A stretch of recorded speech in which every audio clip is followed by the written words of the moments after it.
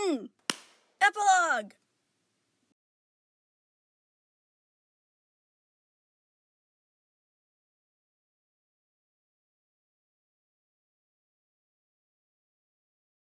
Stephen? He'd been drifting in and out of sleep for a long time now, long enough to where he wasn't sure if it was still daytime or nighttime. The voice of his gem in his head stirred him, and Stephen lifted his mind to attention, still lying still on his bed with his back pressed against his dad's side. Yeah, he thought to it. Do I exist? His gem asked. The question caught him off guard. What do you mean? Stephen thought. Am I real? His gem elaborated, its thoughts feeling disturbed. Am I just a mimic of you, or a program? What am I? Stephen adjusted to that uneasily. It was always creepy to hear his gem having separate thoughts of its own, since it was inside of him and could also hear his thoughts, even the current ones about how creepy it was that his gem was sentient. What do you think you are? Stephen asked vaguely, not really having an answer. His gem's emotions burbled like a quiet stream for a while, until it surfaced with, I think, well, I feel your feelings. I feel your pain, your emotions. I can see through your eyes. I feel like you're my son. I need to protect you, but I also have feelings of my own. Does that make me real? Or am I just observing your realness and leeching off of it? Stephen had no response. There has never been anything or anyone like Stephen before.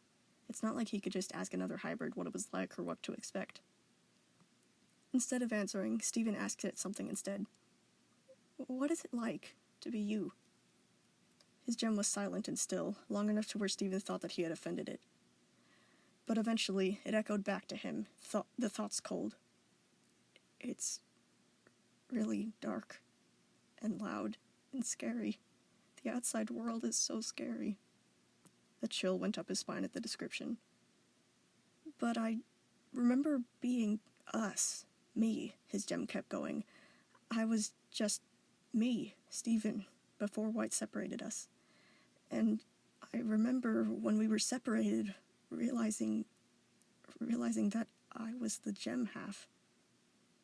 Stephen and his gem swapped confused and creeped out emotions for a few minutes, until his gem kept on going with, and now I can still feel the separation, even though we're fused. When we're like this, we share abilities. You can use my magic, and I can feel emotions. That's so weird, Stephen chuckled aloud. His dad looked down at him, confused. I know, his gem agreed in his head. So, what does it mean? Am I Stephen, or are you Stephen? The identity crisis frightened him as it began to creep up on both of them. He stopped it abruptly with an answer that he didn't even know before he thought it. I think we're both Stephen. You're just the gem part of him, and I'm the human part, and we have to fuse our minds to be full Stephen again, not just our bodies. He felt comfort roll over his gem, smoothing down the fright. But then that comfort dulled into the fear of the unknown. I'm scared, his gem squeaked. Why? Stephen asked, not sure where the fear was coming from. What happens to me when our minds are one again? What if I disappear? What if I die? You won't die, Stephen reassured it quietly. You'll just be Stephen again. We'll be whole, like none of this ever happened. His gem relaxed, the muscles that had been bunching up around the little pink rock loosening. That sounds good, his gem sighed thoughtfully. I think you're right. I hope we can be whole again. I'd like to be me again. It gets kind of lonely in here. You're not alone, Stephen thought to it, his mutated paw brushing against the glittering jewel's warm surface. Neither of us will ever be alone again.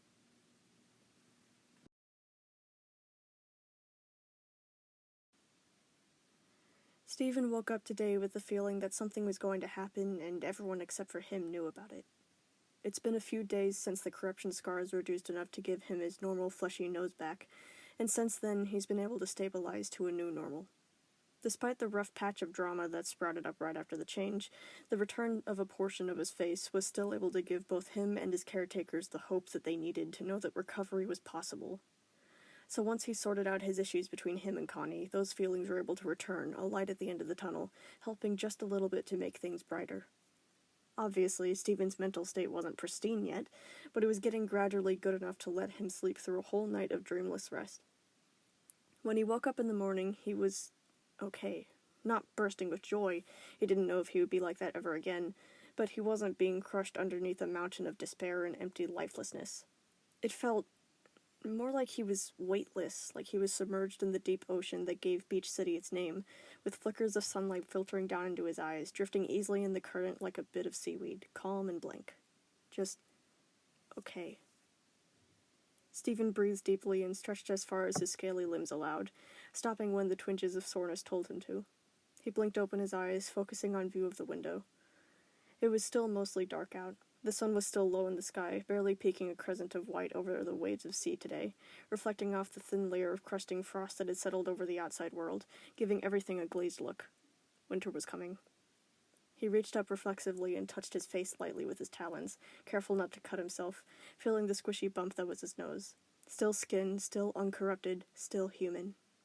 Stephen always did that in the morning, as well as random times of the day, just to make sure that it was still there. He knew that it wouldn't be as devastating as losing a limb, but he always feared what it would mean if he felt his nose one day and it was flattened and scaly again. The hopeless loss that would come from it, knowing that he was getting worse, that the breath of fresh air was being cruelly stolen from his lungs. It sounded like something that would happen to him. He wondered who was compelled to create something like the world he lived in. Someone awful, probably. But his nose wasn't taken away today. It was normal. He didn't feel like getting up yet, so he didn't call for anyone to help, instead just rolling over and closing his eyes again, hiding in the warmth of the covers. As he lied there, dormant, he could hear strange sounds floating up from the rest of the house. Nothing that shouldn't belong in a modern home, but it was all in an arrangement that caught his attention, making his weird, bat-like ears prick up involuntarily. The shuffle of rapid feet, low whispered voices, a few hissed snaps of urgency. Nobody sounded like they were in trouble, but it did sound like they were trying not to wake him. That wasn't unusual, of course. If Amethyst went to get a snack or if Pearl warped to a little homeschool to visit Bismuth, they would always try and keep quiet. But this morning, instead of it just being one stray errand, it was everyone all at once, right at the bottom of the stairs. He couldn't help becoming worried about this. Were they talking about him? Did they change their mind about him? Was he too much trouble? Was the healing taking too long? What if...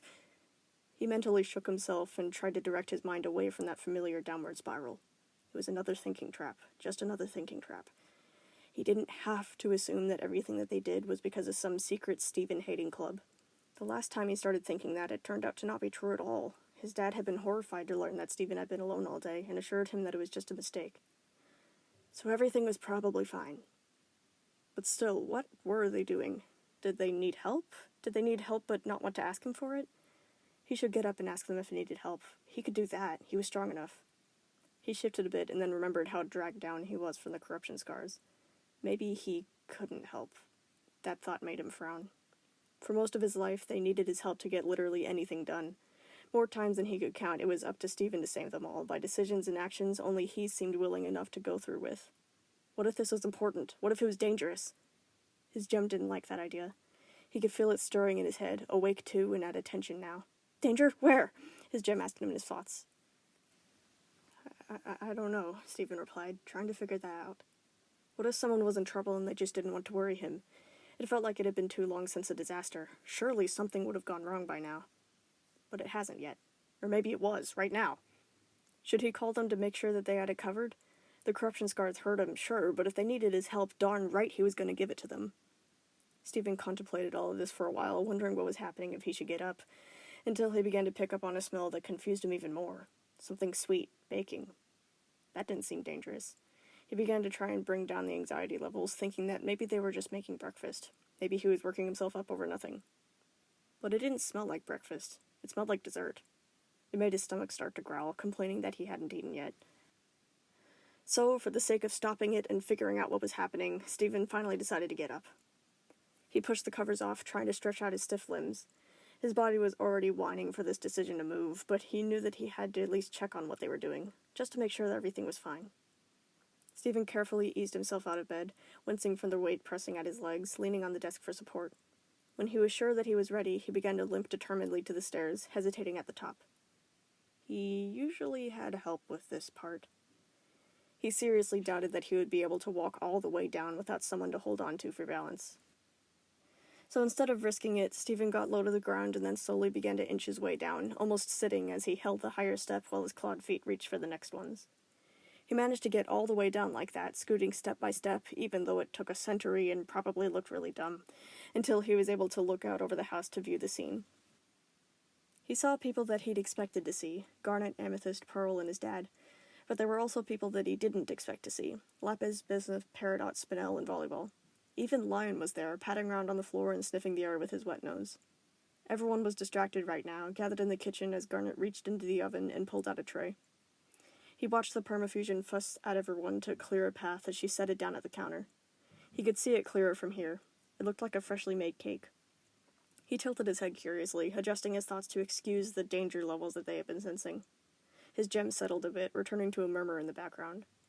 What was that for? Why were they making a cake so early, before he was even supposed to be awake? It felt unlikely and pretty selfish to expect that it was for him. Stephen hadn't really done anything for them except not die for a while, so it's not like he's earned a gift like this. Stephen wasn't sure if he'd ever earn a gift again. Everything that they were already doing for him, keeping him alive, letting him live here, letting him go to therapy, helping him with his painful corruption scars, seemed like enough of a gift. But everyone was exchanging smiling glances like they'd just pulled off a heist, a few of them shushing the others. And then they looked up and saw him. "Oh, Stephen!" Pearl yelped first. She jumped awkwardly in front of the cake as if she meant to hide it, even though she was as thin as a broom and only blocked about 1/8 of it from view. The others were having similar reactions, eyes popping with lopsided, nothing to see here grins appearing on everyone's face. "Hey, Stewball, you're up early," his dad began, trying to truckle. "What's going on?" Stephen asked. "Is everything okay? Do you guys need help?" All of them shuffled a little, a few glancing to Garnet for direction, even though she seemed lost in how to recover, too. Happy birthday!" Spinel swooped in, springing up in front of all of them, beaming. Amethyst sighed and said, "Man, I told y'all we were being too loud." "Too late now," Peridot suggested. "Should we just go with it?" Amethyst nodded. "Yeah, probably. Secret's out." The small quartz looked back up to Stephen and laughed. "Sorry, dude, this is supposed to be a surprise cake. Now it's just a normal cake." Stephen was still confused. It's not my birthday." "We know," his dad sighed, all of them seeming to give up hope and keeping the secret anymore. It's more of a late birthday, but better late than never, right?" It took Stephen a moment to process that. Late birthday. Meaning his birthday already passed. He was 17 now. He's been 17 and he hadn't even noticed. "Yeah," his dad said, seeming to notice his expression. "Sorry for missing it, bud, but your birthday was on the day you came back after those 3 days missing, so it wasn't really on our mind at the time." Stephen's blood ran cold as he realized what that meant. He'd killed Jasper on his birthday. Stephen didn't like that thought. Didn't like it at all. He didn't want to think about it for a single second more. It just felt too horrible to consider. Lapis was luckily flying up to him, a distraction that he latched onto. Her waterform wings flapped, flowing from the gem on her back. She looped her arms securely around him, saying, "It's okay. Here, you could eat breakfast and stuff while we finish making the cake." Stephen nodded, shaking away the bad thoughts. The others seemed to be in agreement, too, as she flew him down to the kitchen table. The strain on his shoulders from her lifting him hurt, but it was much faster than painstakingly limping the rest of the way down the stairs and across the living room. Stephen was surprised of how many people there were. Usually his house was filled with just Garnet, Amethyst, Pearl, and his dad, and sometimes Lion, so the addition of Lapis, Bismuth, Peridot, Spinel, and even Volleyball made it feel crowded. But less in a tight way, and more in a good, secure way. He was surrounded by almost everyone close to him. All of them were here to celebrate his late birthday. Even though he was still trying to convince himself that his family didn't hate him, it was still hard to comprehend that all of them, even the ones who should be elsewhere, were gathered for him. Lapis, Bismuth, Peridot, Spinel, and Volleyball had visited him through his weeks of recovery, and they didn't seem mad at him then, even though he'd been worried before that they were furious for what he did. He knew that they didn't hold a grudge, but it didn't occur to him that they would come together again to attend his birthday. The idea that they all wanted to spend the day with him reassured him greatly, the more smiles that he saw letting him know that they weren't doing this just because they felt obligated to. He ate breakfast at the table with everyone chattering around him and talking to him like they really wanted to hear him reply. Amethyst had fun explaining birthdays more thoroughly to Peridot, and Pearl and Bismuth were busy layering icing on the cake, choosing the colors and designs to put on it. Blind kept on poking his nose up onto the table, then giving Stephen watery puppy eyes, no matter how many times his dad shooed him away with a laugh.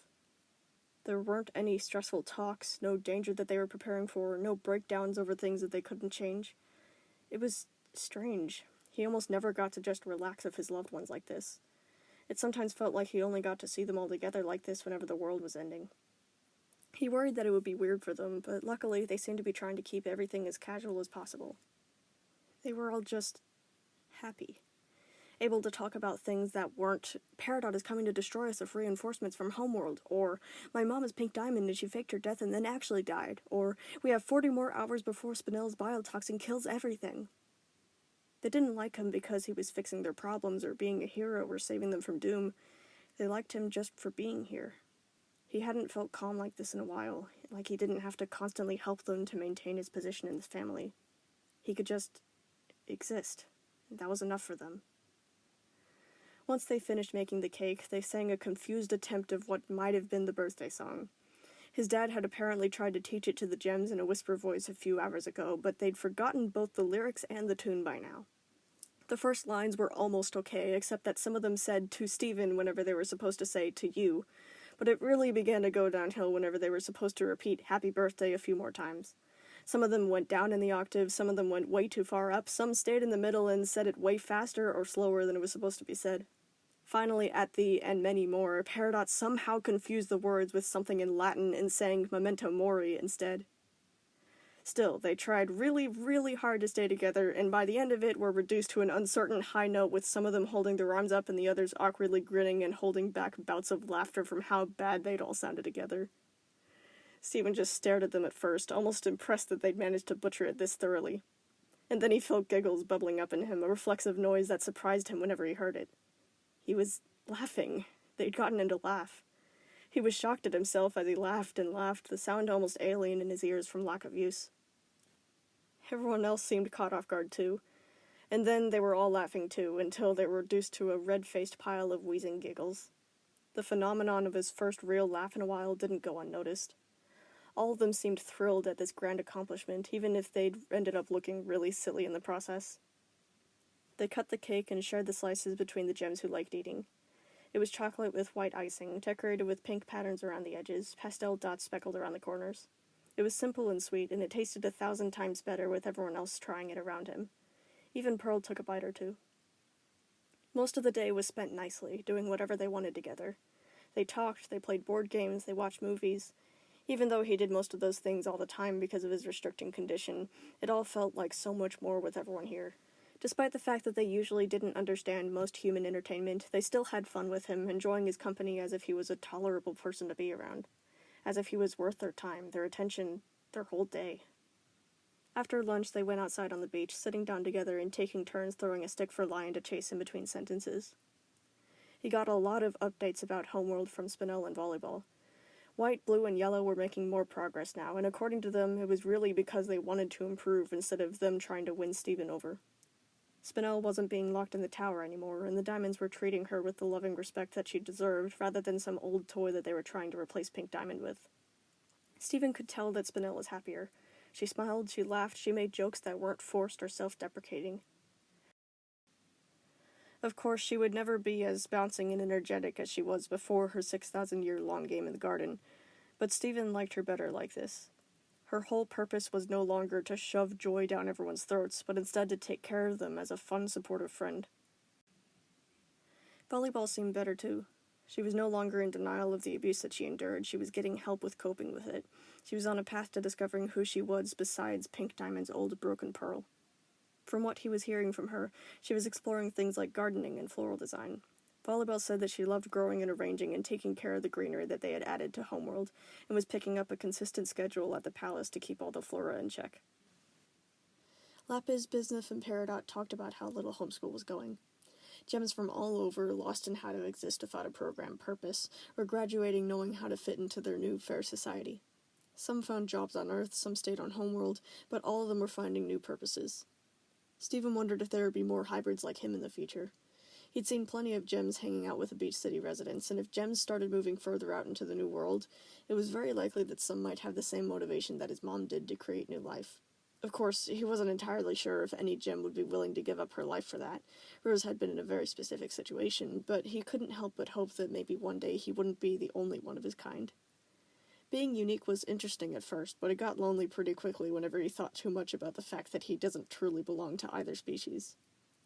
Anyway, he got news on other people too that he wanted to check up on but hadn't been allowed to. Holly, Curly, and Eyeball were settling well.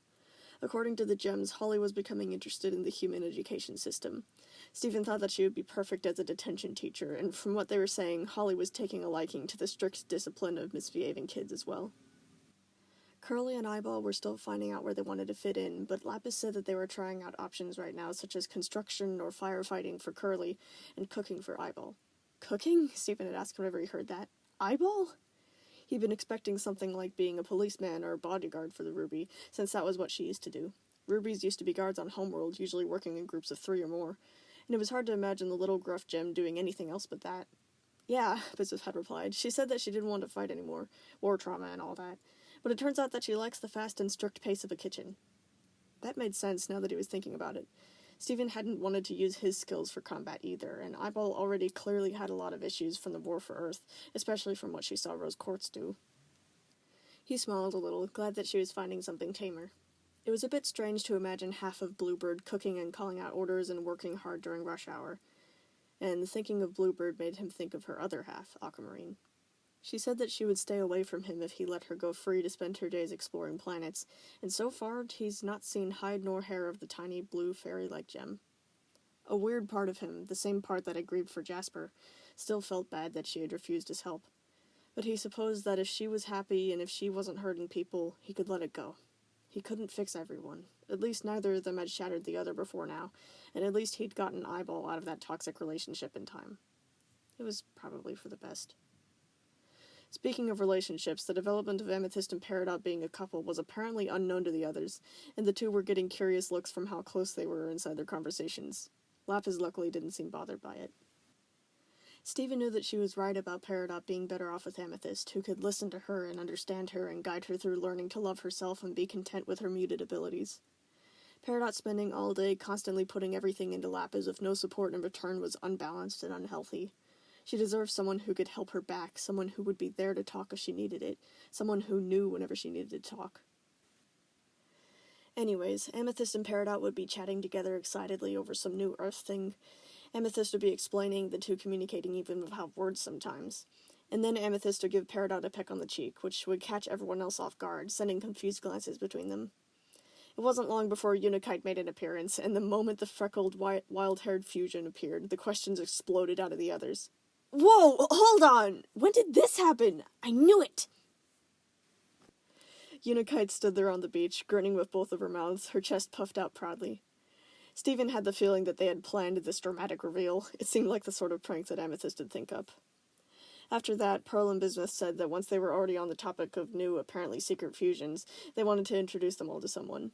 And then, without much more warning than that, the two had melded together into someone entirely new. She was stocky and still, with pale, turquoise-colored skin marked with a few swirling stripes along her arms and neck. She had a multicolored bun tied up in her hair, and her 4 eyes were a light, solid blue. She had 4 arms, too, a thinner pair below a muscular one, and she wore dark teal overalls. She was taller than Unikite, who only seemed to be just above Garnet's height. The fusion introduced herself as Abalone, smiling at them all. Unikite fluttered excitedly around Abalone as more of the same questions came around, the two new fusions seeming equally happy to meet one another. Stephen was surprised by this one. He'd known that Pearl and Bismuth were together, but not that they'd fused already. And then, for the sake of a proper introduction, Spinel and Volleyball decided to fuse into Kunzite. The tall, pale pink fusion was in the middle of Unikite and Abalone's height, her springy, pigtail arms curled closely to the sides of her head. They all knew about Kunzite already, so everyone took turns thanking her for saving Stephen whenever they weren't there. The 3 new fusions talked a bit, the size of them making Lion look like a normal-sized cat beside them. Only Lapis, Garnet, and Stephen were left now. Lapis and Stephen were the only people not fused with somebody, which made the family of gems seem both smaller and larger at the same time. Now that these fusions had time to exist for longer, Stephen began to pick up on their personalities, feeling the old excitement of discovering a new giant woman bloom up once more. Unicat was overflowing with confidence, which Stephen was very glad about, knowing how low Peridot and Amethyst's self-esteem usually was whenever they were apart. She was excitable and prideful, content and reassured, everything good that Amethyst and Peridot could have given each other, someone that nobody could knock over easily. Kunzite was a caring and stern older sister. She was very straightforward and honest as she spoke, not seeming to believe in white lies. She seemed a bit attached to Stephen, ending up talking to him more than she talked to the others, making sure that he was all right. Avalone was calm and collected, her voice silky and deep, like a river snaking around mossy rocks. She moved with precise intent, and her figure was strong and sturdy. Initially, he thought of her to seem shy, but as she interacted with the others more, he began to recognize that she seemed more reserved than shy. She was powerful and she knew it, but she didn't go out of her way to show it off, saving it for whenever she needed to use it. Stephen wondered to himself as he watched the fusions chat if he could still fuse safely. He didn't know exactly how it worked now that he had the corruption scars. It's not like he's tried since they appeared, but what if he couldn't anymore? Or what if it was dangerous and the corruption scars spread to whoever he was fusing with? A trickle of fear entered him at that thought. Would Sunstone or Rainbow or Smoky Quartz ever exist again? What about Stevani? That thought felt like a punch that knocked the air right out of his lungs. Was Stevani gone forever? Were all of them gone? Had he unknowingly killed them, destroying any chances of them ever existing again? He felt a strong palm with a hard gem in the center touch his shoulder, bringing him out of the terrified thoughts. Stephen glanced around behind him, seeing Garnet staring down at him. She must have noticed him watching the fusions like he was at a funeral. But instead of saying sorry, Garnet reassured him with, "Don't worry, they still exist. Sunstone, Rainbow, Smoky, Stevani, they're all okay. I see them in many futures." Stephen relaxed with a nervous exhale of, "Oh, good." He tried to untangle the knot of worry that he'd been tying around himself, a hand brushing over his gem's warm, rosy surface. He didn't want to worry about things today. He wanted to spend time with his family. After the fusions had enough and melted back into their original parts, everyone spread out a little more, and Stephen went back up to his room to take a nap.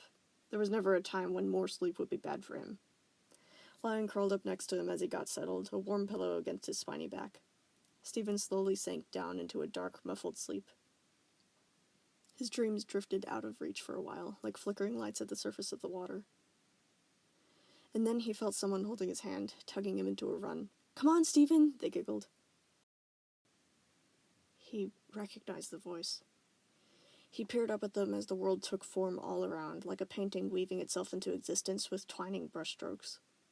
They were a tall, tan-skinned person, their hair short and dark and bouncy, curled around their tall, rounded face. They were curved and strong, their eyes sparkling with playful lights. He was confused at who this was until he spotted a gem, pink and circular with a pentagon cut, embedded into the space where their belly button would have been. Not just any gem, his gem. It hit him then.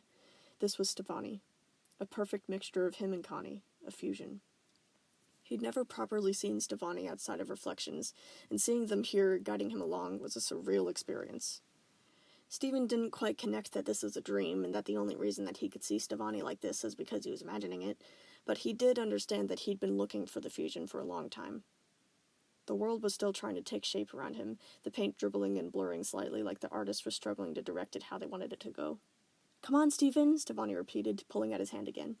I know, I'm coming," Stephen reassured her, slipping on the grains of sand. "Hurry," Stevani urged, tugging harder so he was upright again. "Oh, okay," Stephen panted, trying to keep up even though Stevani wasn't running. Purple, magenta, and tangerine orange mixed around him, like a melted sunset. Sand began to dot itself beneath his flip-flops. He was almost there. Finally, the image of the world around him was completed, letting him recognize where they were. The beach.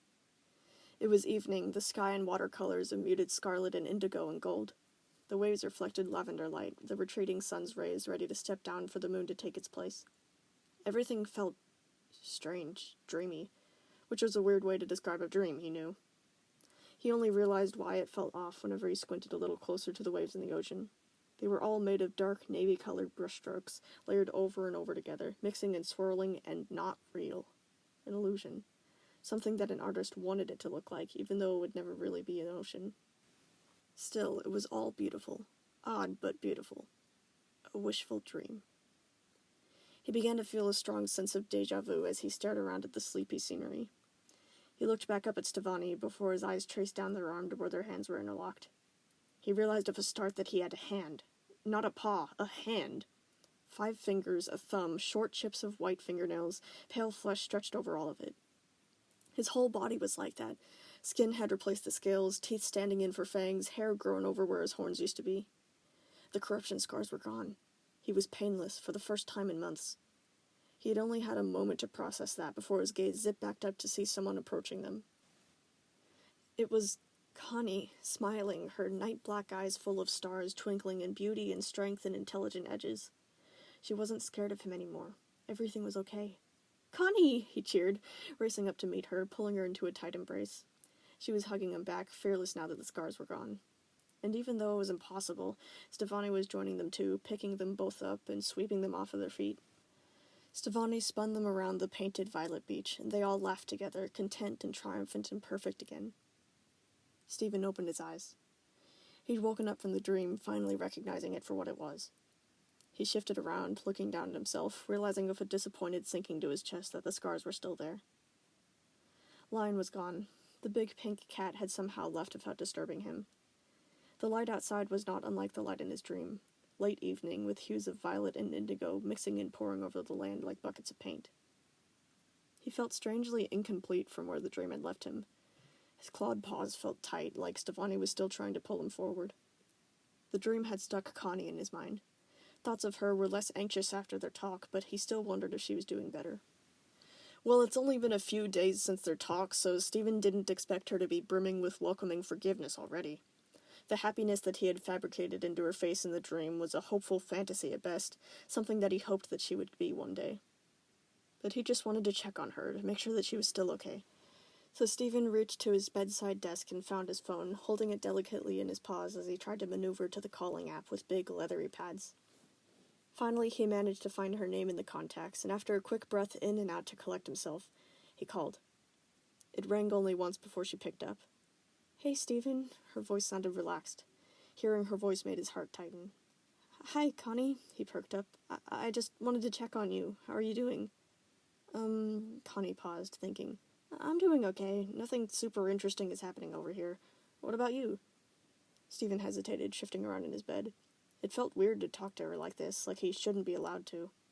He said, kinda good, actually. My family's celebrating my late birthday today, so things have been pretty nice." "Oh, really?" Connie said. "Happy late birthday, then." "Thanks." He felt like he should say something else, like something was missing from this conversation. He didn't really know how to put it into words. Still, he tried to get them out to her before the silence grew too large, saying, "Connie, are you sure you're okay? Like, are you sure you're okay with me? And all this?" Connie sighed and said easily, "Of course, Stephen. It's all okay. Please don't get worried about it." I love you." Stephen jumped in, picking at the sheets of his talons. You're amazing, Connie. You're so smart and strong and amazing, and I love you, and I want you to be happy, and if I'm not letting you be happy... Stephen, hey. Connie hushed him. "It's okay. I am happy. I know this is a weird situation, but we can deal with it together, all right? We don't have to be all awkward around each other. We can just talk. We're both in the same boat here. We were both messed up by it." Stephen swallowed down his words and said, "Okay." A few moments passed. The sun was disappearing below the waves, like the ocean was swallowing it up and extinguishing its fiery light. I'm still really sorry about everything," he sighed. "I just want to be normal again." "I know, me too," Connie agreed. "So, let's just be normal for a second. What sort of things did the gems do for your late birthday? Did you have fun?" Stephen blinked, his brain processing that before realizing that there really wasn't a hidden message behind it. She just wanted to know how his day went.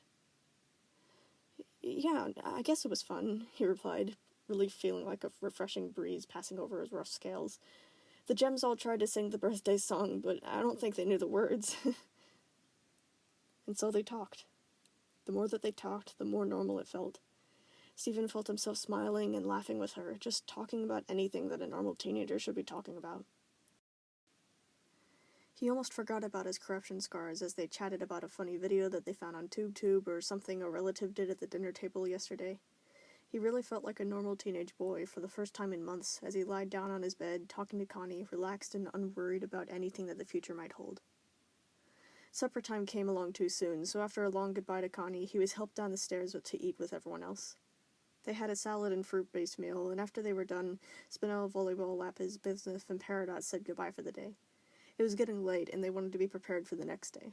Besides, Stephen had to take a shower, so they wouldn't be able to help much of that without getting in the way. After the bath, he changed into his night clothes and went up into his room to construct a pillow fort with Garnet, Amethyst, Pearl, and his dad. Stephen didn't even care that he was 17 and setting up sheets around chairs at the space between his bed and the TV. He just enjoyed having fun with his family, soaking up these moments of childhood normalcy that he'd missed during the years of fighting for them. Once their grand palace was complete, they all hunkered down into the cushioned area, settling in places where the TV was in view. Amethyst was curled up near the front, her small size coming in handy to be allowed to be the closest without disrupting the other's view. The purple quartz was on her stomach, pillows stacked up around her messily. Pearl was tidier than her, perched on one pillow and crisscross off to the side, her pale hands folded neatly onto her lap. Garnet was near the back, leaning against the foot of Stephen's bed, sitting up with her legs laid out in front of her. Stephen was sandwiched between Garnet and his dad, knees up to his chest, a pillow hugged up underneath his chin so his neck wouldn't have to work so hard to lift the weight of his skull. They let Stephen pick the movie, and since they'd been going through new ones before, Stephen decided to go to an old classic, Lonely Blade. He remembered liking the series a whole lot as a kid, and he was wondering if it really was as good as he thought it was. As the movie began and the plot started to gain footing, Stephen found himself more focused on the people around him than the screen. The day had gone well. Much better than any day before now. No big disaster or dramatic argument had disrupted them, no new danger had risen up to kill them all. It had just been a day of relaxation with all of his favorite people. And they had enjoyed it too. They weren't being forced into this, they weren't too nice to leave. They really looked like they'd had fun with him. It made him feel so much more secure, like now he had 1,000 more nets ready to catch him instead of just a singular hole-filled one. Those nets had been woven slowly over the past month, one thread at a time. And even though he was still dangling over a cliffside drop, at least he was improving. His gem invaded him less and less often. He felt that he was growing closer to it, despite it literally being inside of him. But they could talk now, they could listen. He could restrain it without hurting himself. And the same was true for his outbursts. He was trying to slow down and think before lashing out, and it was really beginning to work. The guilt, which had seemed so heavy before that he would collapse under it all, was lessened. His family could help him through it. They could make it bearable. They were there for him. And even though it was likely that Stephen would never recover all the way, at least he knew that it didn't have to stay this bad his whole life.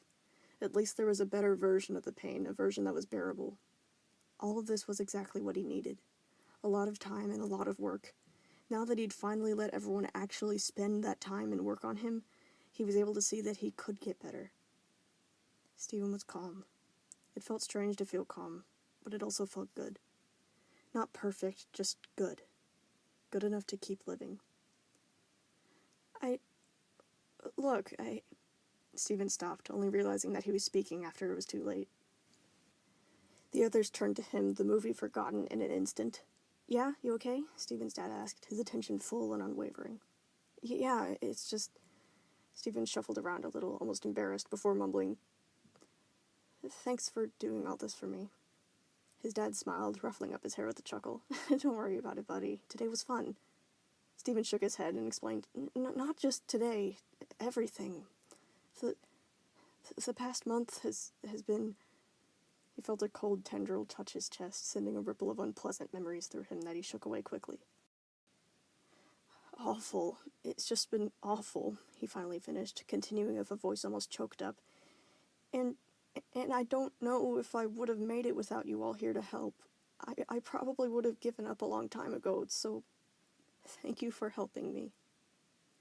Stephen felt himself pulled into his dad's side for a hug, burying himself there, seeking the warm comfort that he had thought earlier that he would never receive. The older man said, "Of course, Jubal. You're welcome any time. I just wish that we had known to do all this sooner." The others were shifting over to where he was too, their arms adding to his dad's as Stephen was tucked into a powerful hug. They were all there, just because they wanted to be. He remembered how terrified he had been before, how he thought that they would disown him and kick him out for all of his newfound weaknesses. He was only beginning to realize now how wrong he had been. I love you all," Stephen admitted, feeling as if the sun was swelling in his throat. The others responded with quietly chuckled, "We love you twos." And they squeezed him one last time and then drew back to their original positions, a little closer than they'd been before, smiling back at him long enough to check if he was smiling back. And he was. Stephen stayed leaning against his dad's side, watching the lonely blade pass plot point after plot point. As the movie went on, he found it harder and harder to keep his head up. His eyes began to droop, the screen becoming blurry. Living with corruption scars was exhausting, so even though he had a nap earlier, he was ready to fall asleep for good now. A few yawns later, the others seemed to notice how drowsy he was getting, so his dad whispered to him, "You can go to sleep if you want. We'll be right here if you need anything." Stephen grunted a grateful response, already succumbing to the tired pains of his body. Before he knew it, he was lulled into another peaceful dream, everything except for the figures of his family drifting away from him like a fogging meadow. The dream wasn't much different than how he'd fallen asleep at first. He still felt everyone surrounding him, even though they were now bobbing lazily through the empty space of nothing. And then the world began to form again, atom by atom, until the last few puzzle pieces fit together, completed. His eyes fluttered open to find himself on the same beach as before. It was nighttime now, the black waves of the ocean tipped to flickers of white moonlight, the stars speckling the rippling curves of the water like sugar. The sand was dark, and the sky was a deep violet blue, like blueberry juice. Something felt a little different this time. It only took him a few moments to realize that this was because the beach was real now.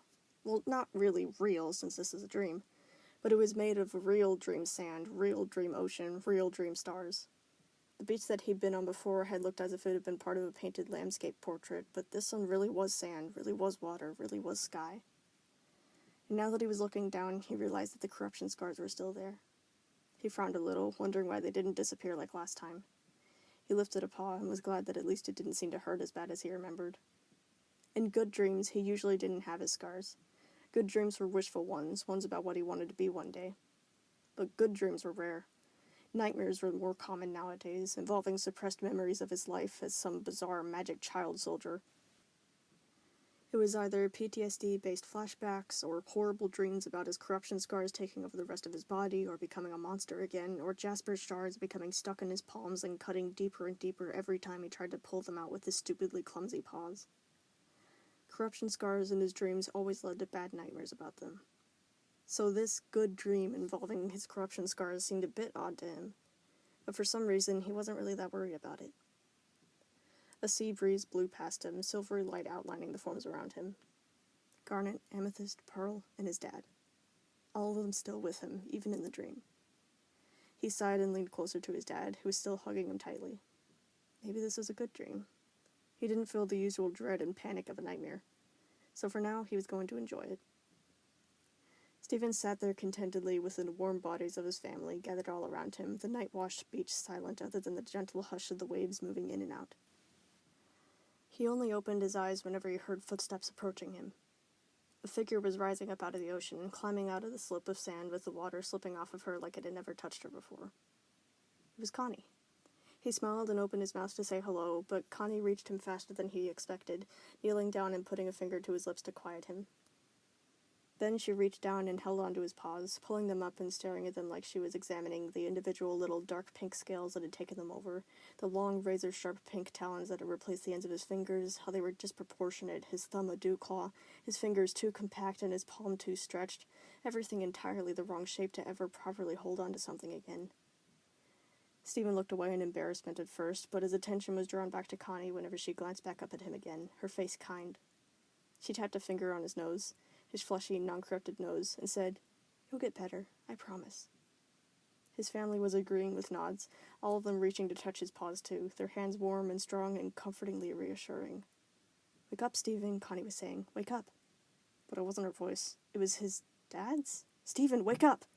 He did. Stephen's eyes jumped open and the dream was swept away from him in an instant. He was back in his room, hunkered in the pillow fort with everyone else around him. It was morning now, the rays of golden light from the window showing the sun's reappearance in the sky. Everyone was looking at him with an expression that was a mixture of surprise and excitement. His dad had been shaking him awake. "Huh?" he mumbled, still not completely awake, confused. "Stephen, your hands!"